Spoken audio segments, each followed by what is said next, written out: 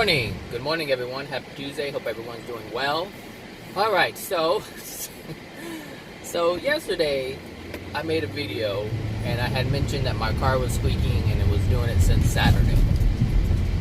And yesterday after work I went to the mechanic and the mechanic wasn't there. And so the guy who was, I think it's his dad or something, he was like, oh, here, take down my number, call me tomorrow and see if he's in because he's not feeling well. He may be in Wednesday, but there's a possibility that he'll be in on Tuesday.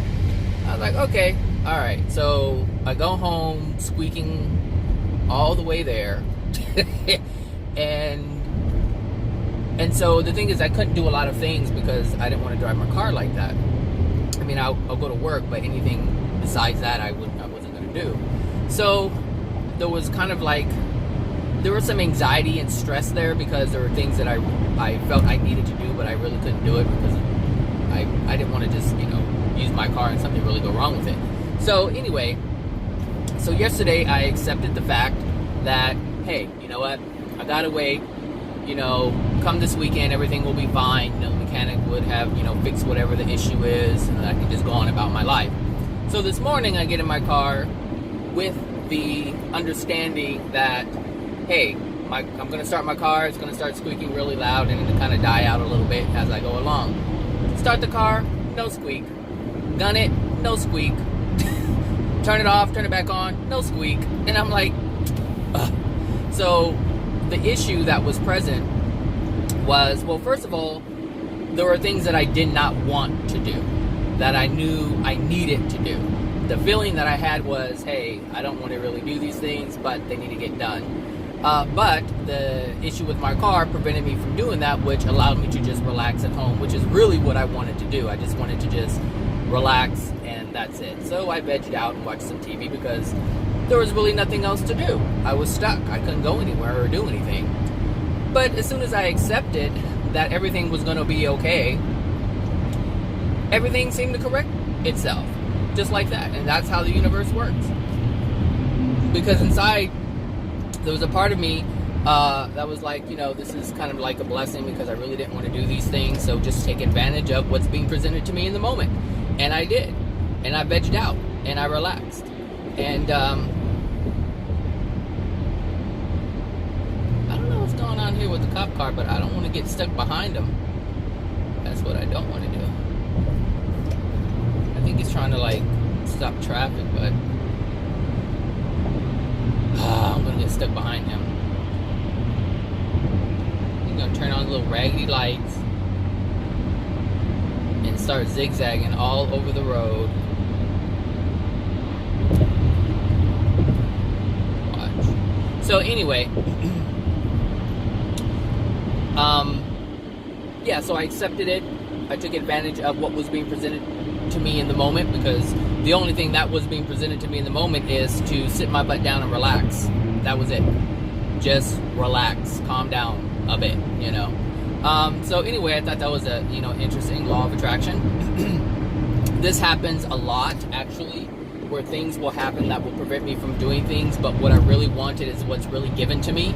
But what I'm starting to notice is that my mind will disallow me from seeing what's really being presented in the moment, because I was doing everything to correct the problem so that I can stay busy and do the things that I felt I needed to do, despite the fact that I didn't want to do them.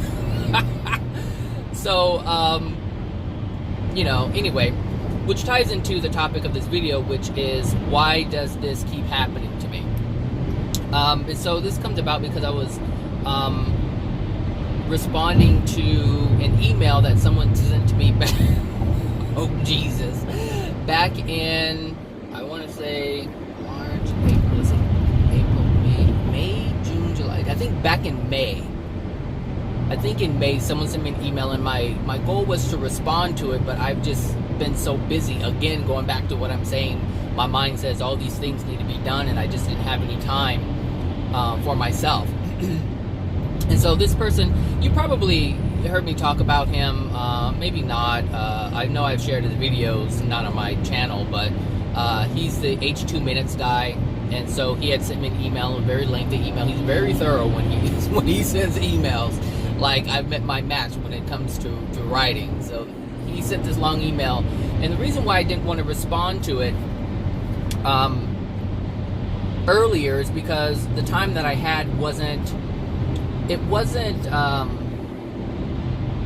enough time to write what I needed to write. Like, there was a certain response that he deserved, and I couldn't give it to him because I just wasn't setting or carving out enough time to do that. And if I did have the time, what would happen is I wouldn't be in the space to write the email.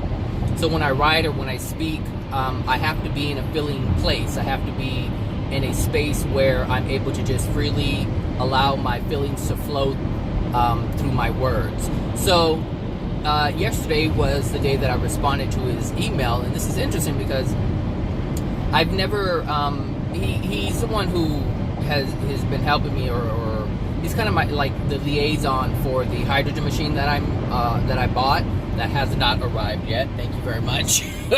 Still waiting for it. But when I look at the whole picture, I believe the reason why I haven't received it yet is because there's something that needed to take place before then. Because if I had received the machine, I would have gone on about my life. I don't think I would have really kept him in my mind, because he's tied to the machine. Like, he's the one who helped me with the order and all that stuff. And so there's this connection.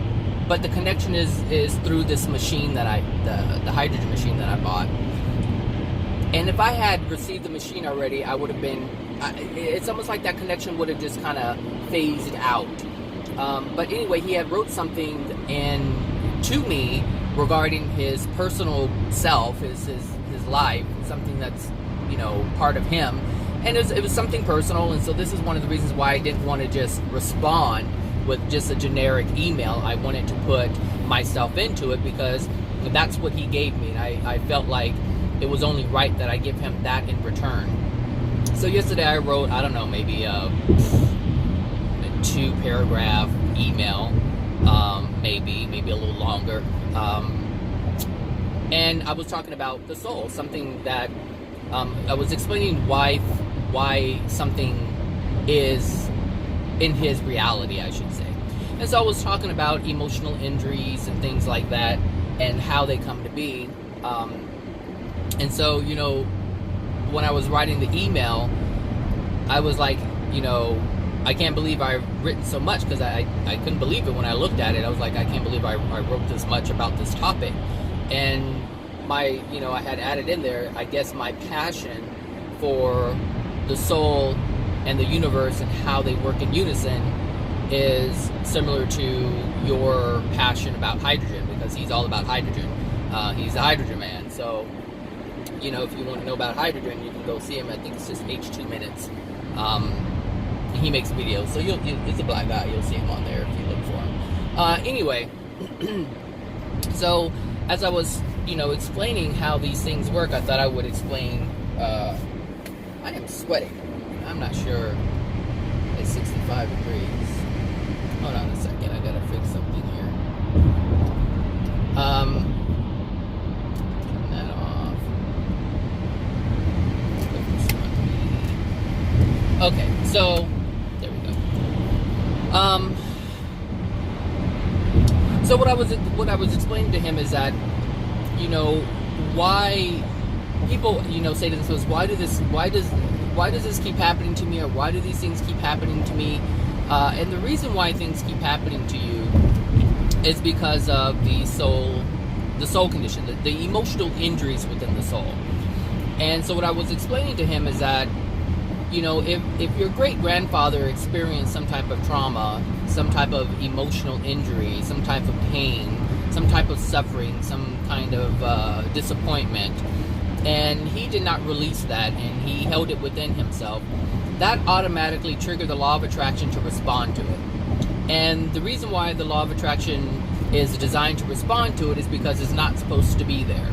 And now it's kind of like the tweezers to a splinter. So the law of attraction events is like every time you try to reach for a splinter, but it's like if you move, you miss it. And this is what we do. The law of attraction says, hey, I need to get this out, so I'm going to reach for it. And you're like, no, leave it there.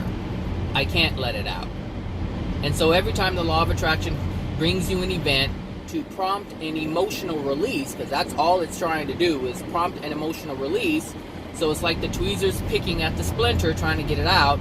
And you're like, no, I don't want to release it. It's like you moving your arm saying, no, don't take the splinter out, because it's going to hurt and I don't want you to do that. And so that's essentially what's happening. That's essentially what the universe is doing to the soul. It's trying to grab at the emotional injury to pull it out. But it needs your assistance. It needs your cooperation. And if you don't cooperate, if you are in denial or resistance to that, there goes that word again. If you are opposed to it, I should say, if you're opposed to releasing it, then the universe has to find another way. It has to bring another event. It has to do it again and again and again and again and again.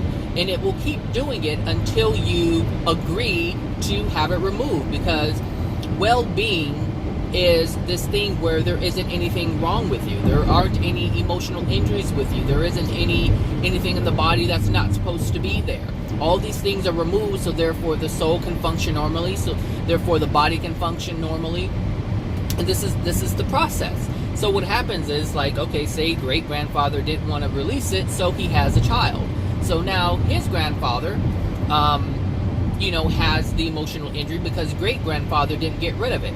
So now the law of attraction has to respond to grandfather's soul, doing the same thing, bringing the same emotional events. This is how some people will say, their family is cursed because they experience the same thing, but it's just the emotional injury that's still present that hasn't been released. So the universe has to bring events to attempt to prompt the emotional release. The problem with that is people are opposed to releasing it. So they constantly have more law of attraction events. But what happens is people get angry because of the law of attraction events, meaning they create more darkness within their soul than they had before. And so now you live this miserable life, and this miserable energy, or this negative energy that's causing you to be miserable is now compounded on top of what's already existing. And so then, grandfather has a child, and so now father has a child. Grandfather has a child, and so now father's there. Now, father has both the emotional injuries that great-grandfather had, grandfather had.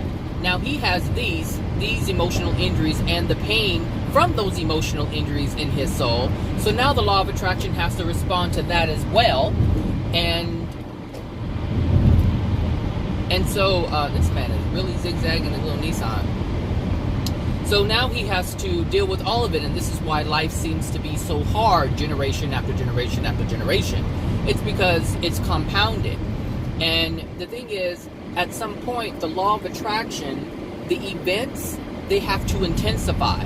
Because obviously the little tweezer thing isn't working. It's like you keep moving your arm, or you keep moving your hand, or you keep moving your leg, wherever the splinter is. That's what you keep moving every time the universe tries to bring an event to prompt the emotional release. So it's like, okay, this isn't working, so I'm going to have to intensify the issue. And so now I'm going to have to manifest something in your body.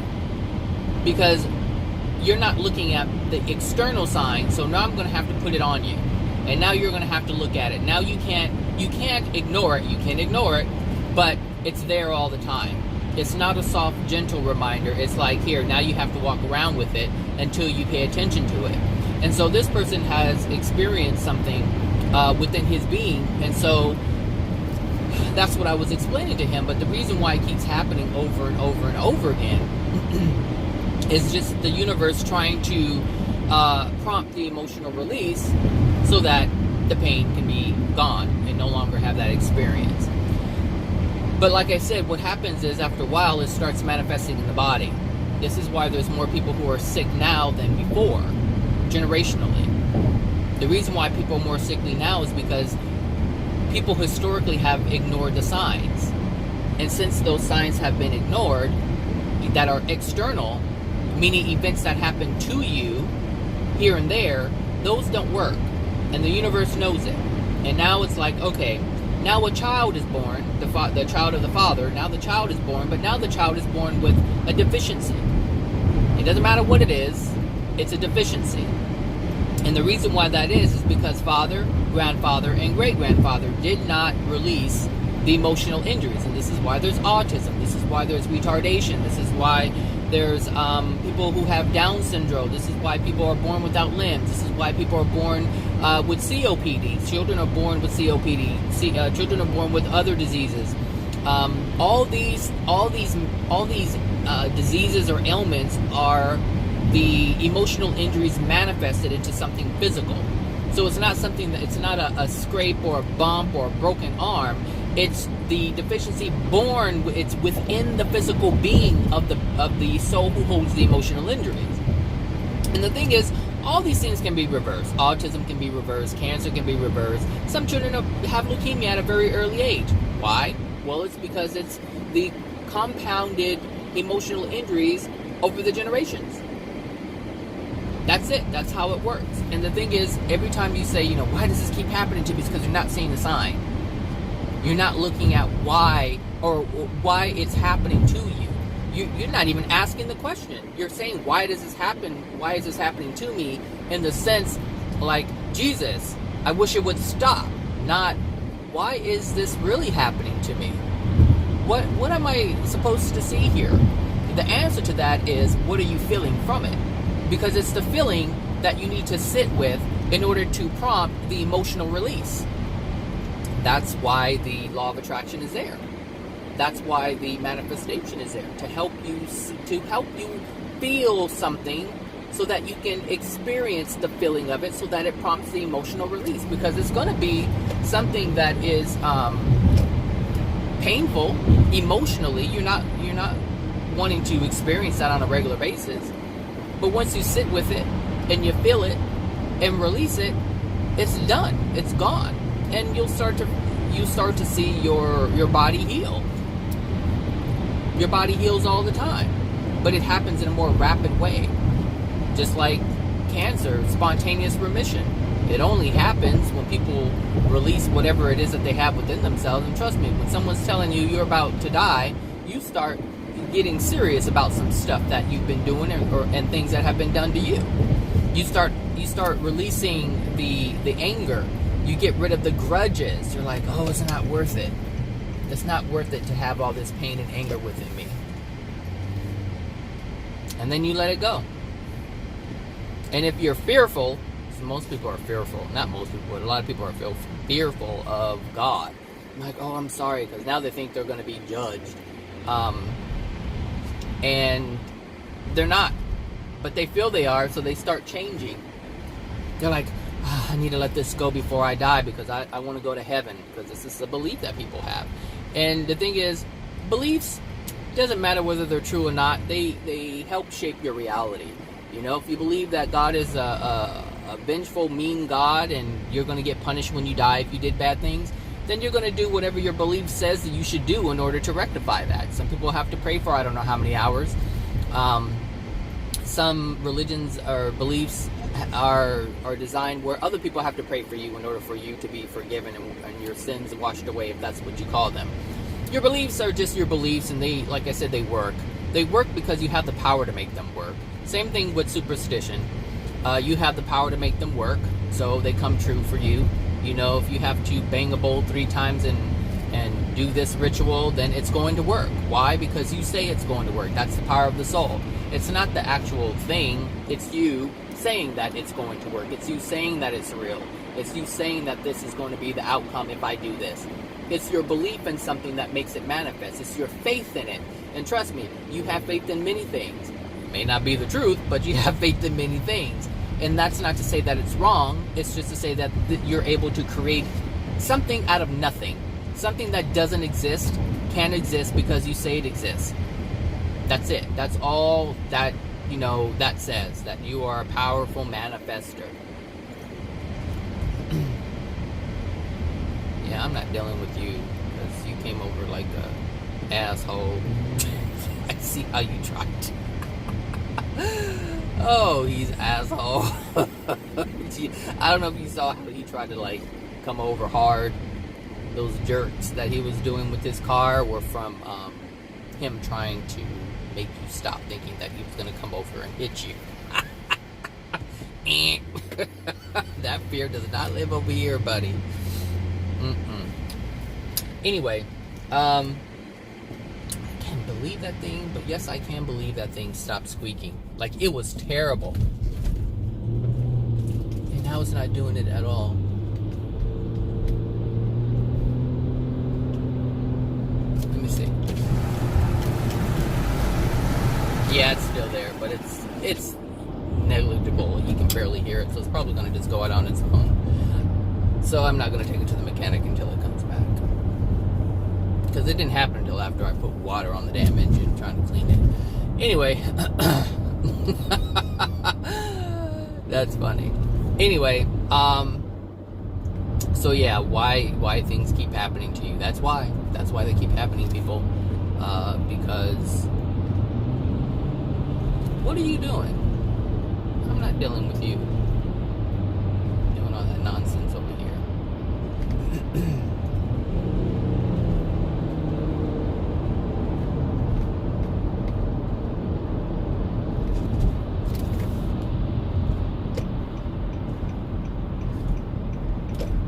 People really trying me today. That's alright, you can try me. You just trying yourself. Trying yourself, because I'm just calm. Cool as a cucumber, as they say. Cool as a cucumber. Yeah, it's back. It's not that loud though. I think it's gonna go away on its own. Hopefully it does. So yeah, that's it actually. So if something keeps happening to you, if you keep finding or running into the different men who are the same, if you keep running into the same or different women who are the same, that's the reason. Because there's something that you need to see from that event. The thing is, it's the thing that you say is the same about all of them, or say the same about each time it happens. That thing that happens that allows you to say or causes you to say the same thing keeps happening, it's locked. The answer is locked within that. And the thing is, that is the answer. However you feel from that which you are experiencing over and over and over again, that's the answer. That's the answer that the event is carrying for you. Like, it's literally putting it in your hand. It's literally the universe putting it in your hand, say, hey, this is what it is. The only thing is, you need the actual key to unlock it, which is your soul. Meaning you have to feel it. Because the answer is always going to be in a feeling. Because a feeling is what's going to trigger the emotional release. That's the key. The key is a feeling. But you have to use your soul in order to do that. So when the event comes and you're like, oh, this keeps happening, you have to feel about what keeps happening. How do you feel? What are you feeling when this keeps happening? That's what you have to ask yourself. And then once you know, you're like, because it makes me feel like this, that every time this person does something, they're making me feel this way, and I don't like that feeling. But what is that feeling that you don't like? Because that feeling that you don't like, that's the pain, that's the discomfort, that's the suffering, that's the discord. That's the answer right there. And once you accept it and you really feel about how that makes you feel, trust me, it's going to be able to be tied to something from your past. That's fact. It's going to be something tied to your past. What you're feeling as an adult is something you felt as a child and you didn't release it. And so now, as an adult, the universe is presenting this event so that you feel that feeling. So you really feel that feeling and you sit with it until it prompts the emotional release. Until you say to yourself, it's not fair that I felt this way. It's not fair that I feel this way today. But it wasn't fair when it first happened. And that's really how you have to look at it, is you have to say to yourself, it's not fair. That wasn't fair, because that's going to assist with you understanding that there was an injustice done to you. You have to acknowledge that it wasn't fair. If you say, hey, well, mom was going through a lot or dad was going through a lot, that shit's not going to fly, because that's a justification. That's a justifying why it happened. And you cannot release something if you're justifying the event, if you're justifying the reason why it happened. Justifications are lies. Justifications are denials. They are a way for you to not be able to see the truth. And this is what we have to come to learn, and what we have to come to understand. So anyway, that's what I wanted to say. Just tell yourself it's not fair. It's not right that happened to you. A soul that has been designed to have complete freedom, when your freedom is taken away, that's not fair. It's not right, and it's unloving. And it is painful when you want to do something and someone prevents you from doing it. You already know that conceptually, but you won't feel about it. Which is why people keep doing things to you that make you feel the same way, so that you experience that unloving thing to prompt the emotional release, so that those things don't ever happen to you again. That's it. That's the answer, folks. All right, everybody. You guys have a wonderful Tuesday, and I will talk to you guys later. All right. Bye now.